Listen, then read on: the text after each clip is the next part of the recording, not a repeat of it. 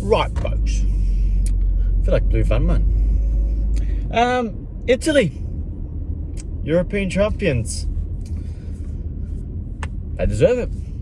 Let's keep it. Let's be real. Like, I'm a neutral. I've got English mates. I've got Italian mates. I work for an Italian soccer club, and I'm a neutral. And watching the game and thinking, wow, but Italy deserved it. Look, let me know in the comments these reviews in the car. I reckon we should do this often. Just a bit more chill, isn't it? Just more chill. Let's talk about the game. Obviously, let me know in the comments down below. Like the video. I appreciate all your supports. The title of this video, I was just thinking about it now. Did Italy... No. Did England crumble? Did England crumble? Let's talk about the lineups, right? Back five, it's largely what I expected, right? Trippier started on the right wing, Luke Shaw left wing back, Rice and Calvin Phillips in the middle two with Sterling, Kane, and Mount in front of them. Thinking, right, largely what I expected. Yeah, largely expected. And they started off like a house on fire. England started brilliantly. They were up and about. The fans were up. Pressure was on Italy from the get-go. They were on the back foot.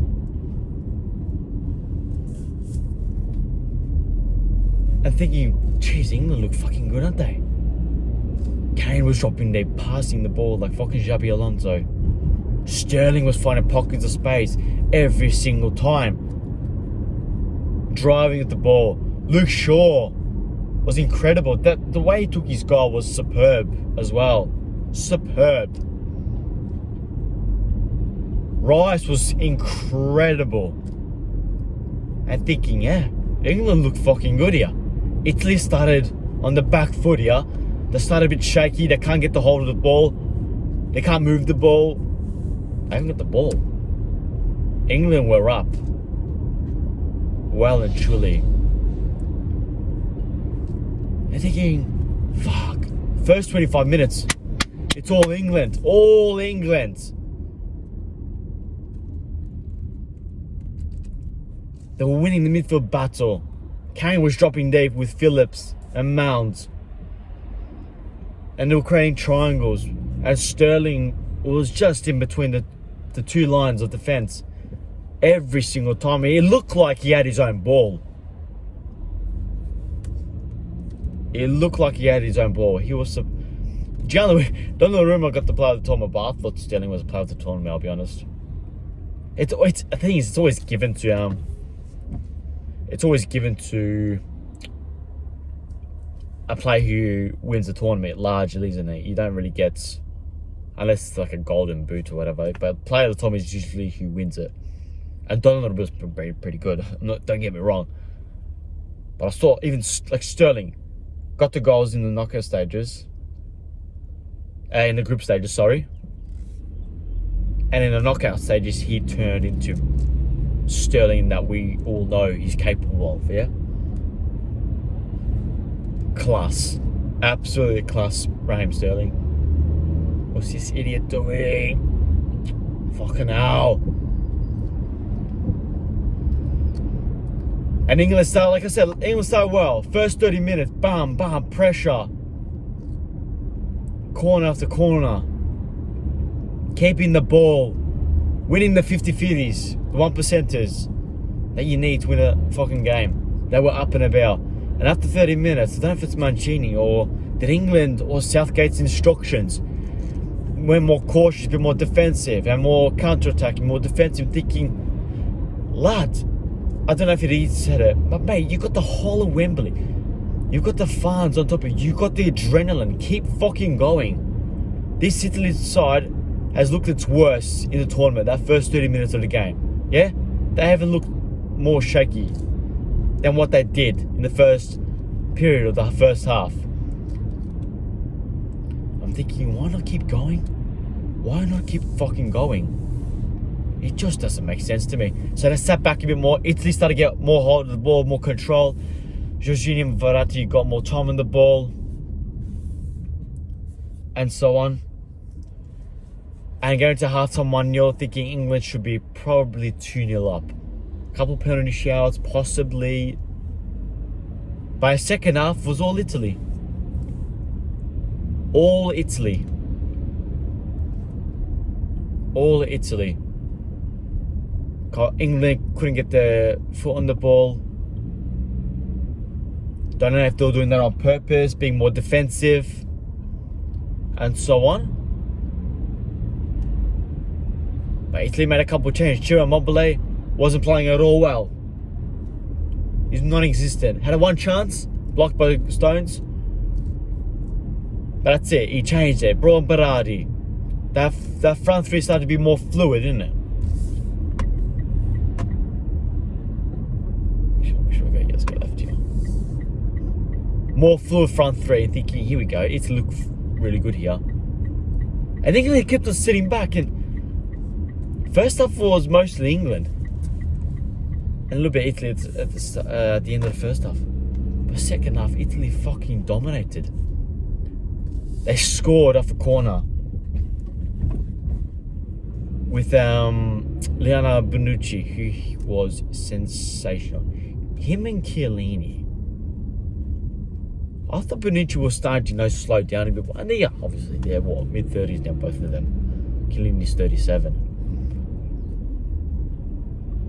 But they're fucking incredible. He's class. I thought Bonucci was more done. I knew Chiellini still had it in him. Bonucci was incredible. Scored the goal off the corner. Pickford actually made a couple of good saves in the game.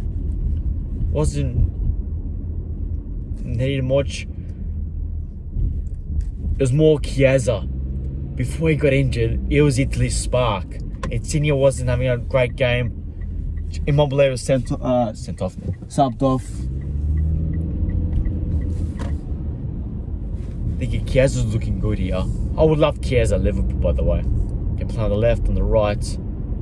Good on the ball. He's tall as well. He's fairly tall. He's decently strong. And he's still young, isn't he? Fuck. I think he's brilliant. He was the one. Every time he got the ball, he'd do something. That's what you want from your front players. We didn't see that enough from Mount, I don't think. Sterling was there. Sterling was good. But second half, Kane was anonymous. Sterling got less of the ball. Sterling had every fucking space. Had the whole pitch to himself, it looked like, in the first half. And I don't know if Jorginho was man-marking him after. It looked like Calvin Phillips was actually man-marking... what's his name? Verratti, I think it was. It looked like it. But second half was all Italy. First extra time, first half of extra time was all Italy again. All Italy. Had a couple of chances, Italy, and they were on top. England was sitting back, and thinking, what are you doing? Now, I don't know if it was Southgate's instructions or the players' fucking mentality. He made a couple of changes. Saka I thought was decent when he came on. Henderson came on. Who else came on? Grealish came on for a little period as well. Looked good. I mean, we all love Jack Grealish, don't we? But Italy's changes look like, okay, they made a difference, Italy's changes, compared to England's. And second half of extra time, England started to look good. Got a bit of momentum back, but it was penalties. Southgate brought on Jadon Sancho and Marcus Rashford. A minute before penalties, thinking, right. Yeah, I'll let you go, son. I'll let you go, mate. Risky. And you talk about fucking like two players. Like, it is a bit of a risk, isn't it? Two players who both of them have barely played in this tournament. They come on, they're fucking cold, And they probably weren't cold physically. Mentally, are they ready mentally to take on a challenge?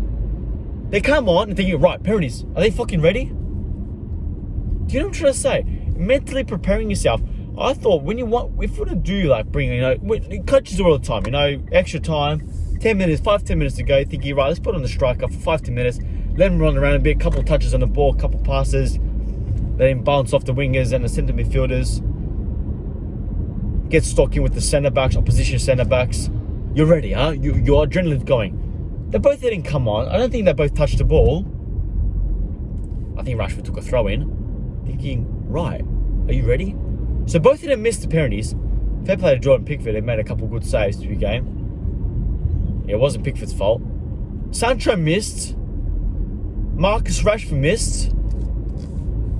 And don't know whose decision it was, but they fucking put Bukayo Saka, the poor kid, 19 years old, to take the 5th penalty. Are you for real? They took off Henderson. They took off Walker. 2 players who have won the league, won multiple trophies, by the way, both of them, thinking, right, you probably want to take a penalty, but it's mentally being with Saka before he takes the penalty. Or Walker, for example. I thought it was just a little bit strange. And Jorginho missed, and then Saka the 5th penalty. Poor kid, Jorginho probably should have scored, and Saka wouldn't have to take the 5th penalty anyway. But you got Harry Kane, who took the 1st penalty, thinking, right, maybe you could look at either ways. Either you take the 5th penalty, or you want to take the 1st one to get off to a good start. But would you rather let Rashford take the 1st one, for example, just for argument's sake, and Harry Kane to take the 5th penalty? It was all just bizarre. I was like sitting here, I was watching it at the Italian club. Harry Kane, why is he taking the 1st one? Saka, why are you taking the 5th one? You got players there who won things and so on. I just found it weird. And really, I feel sorry for Saka. Look, Rashford and Sancho, they've not won things, but they've been in big stages, both of them. Champions Leagues, finals and so on. But poor kid Saka, fuck me. And I don't know if it was Southgate's instructions, but maybe Southgate is to blame. If they were more defensive after the first period of the first half, they were fucking excellent in England. But Italy, best team of the tournament, with the tournament. And they deserve it. England played in patches. And you don't win things when you play in patches, mate. You don't. We'll leave it right there. Do you like this more car review? It's more chill. I'm just going home now. It's more chill in there. I think it could be a more different setting. I might do this more often if I'm going more on longer trips or something, and so on. If you've enjoyed it, like the video. I appreciate all the support. I love you all. Comment what you think. Italy, European champions. Congratulations to them. They fucking deserve it. Subscribe to the channel. Hit the bell notification. I will see you guys later.